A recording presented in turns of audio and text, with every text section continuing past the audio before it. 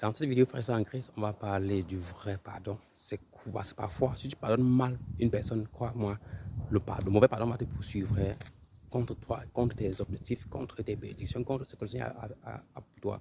Ce que tu as mal pardonné une personne, ça va devenir une barrière, une porte que le malin va utiliser. Et avant que j'entre bien en détail, j'aimerais vous inviter à nous joindre dans notre groupe de prière, prévoir tous les soirs. Et on est des chrétiens à grandir la foi en Christ. Et vraiment, quand tu le dis, tu arrives, ça te plaît, tu restes, n'est-ce pas, ça te plaît pas, tu peux tout simplement, comment dire, simplement quitter. Mais garantie, tu vas aimer. C'est vraiment la famille et c'est vraiment très accueillante.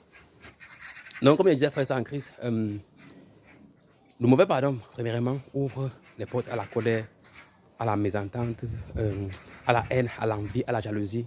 Parce que parfois, quand tu as pardonné une personne, il faut que tu aies cette envie-là de vouloir voir la personne,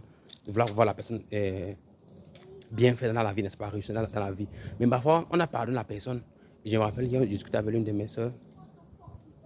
Et tu pardonnes une personne et tu vois, et la colère reste toujours, l'envie reste toujours, la jalousie reste toujours, l'envie de la voir être détruite, être souffrant, être misérable, reste toujours dans ton cœur. Là, tu n'as pas pardonné.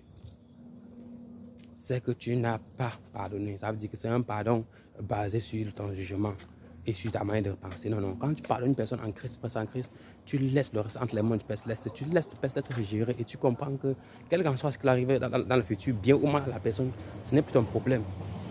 Et le vrai pardon, même, tu vas même, quand tu vas vraiment pardonner une personne, croyez-moi, tu vas vouloir que la personne devienne une bonne personne dans le futur. Prie même pour la personne, aide la personne, pousse la personne à devenir une personne mieux et vraiment à se répandre, même pousse la personne, sois tellement gentil auprès de la personne que la personne réalise le mal que la personne t'a fait et la personne se répand pour ça avec les larmes aux yeux. Mais ce que tu gardes la colère, non, ce n'est pas un exemple chrétien. Tu gardes encore l'envie dans ton cœur, tu veux le voir prospérer, tu veux voir la justice du Seigneur. Non, non. Le Seigneur aimerait que tu sois calme et que tu les aimes.